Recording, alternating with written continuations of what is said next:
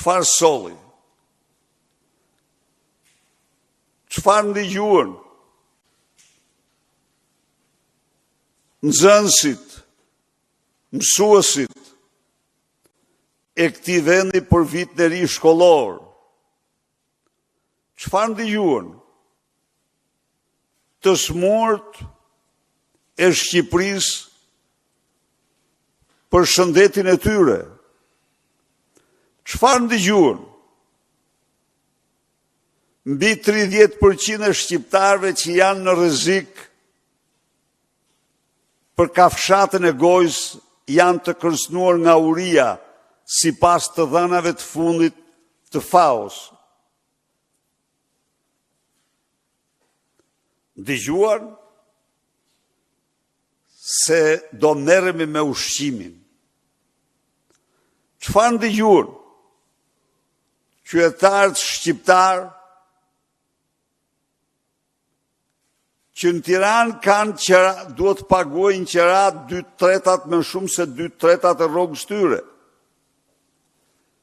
Çfarë dëgjuan studentët, të cilët nisin vitin e ri shkollor në universitet në pamundësi për të paguar qerat e larta apo të rritë për të blerë një stre familjare. Pra, a mund të imagjinohet një shkëputje stratosferike e tillë, e cila shpreh një shkallë stratosferike inkriminimi të Edi Ramës dhe organizatës të tij kriminale.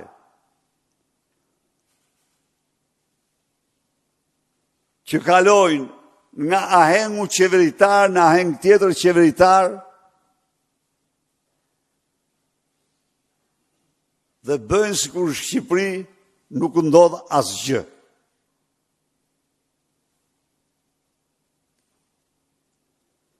Shqipëria ka nevojë urgjente për vendosjen e minimumit jetik. Të dhënat e fundit mbi kërcënimin e urisë janë kambanat më alarmuese, të cilat kërkojnë parazitash vendosjen e minimumit jetik dhe heqjen e TVSH-s për të gjitha ushqimet bazë.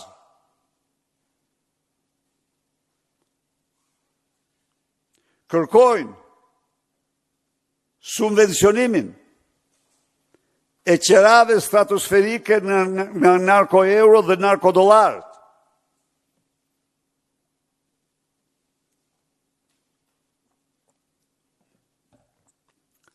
Kërkojnë dorëheqjen e menjëhershme të Edi Ramës.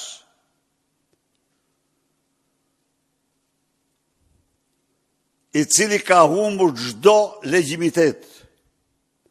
Nuk është legjitim për shkak të farsës elektorale. Nuk është legjitim për shkak të mbrojtjes së korrupsionit dhe vjedhjeve që ka bërë. Nuk është legjitim për shkak të instalimit të narkoshtetit në Shqipëri dhe diktaturës autoritare.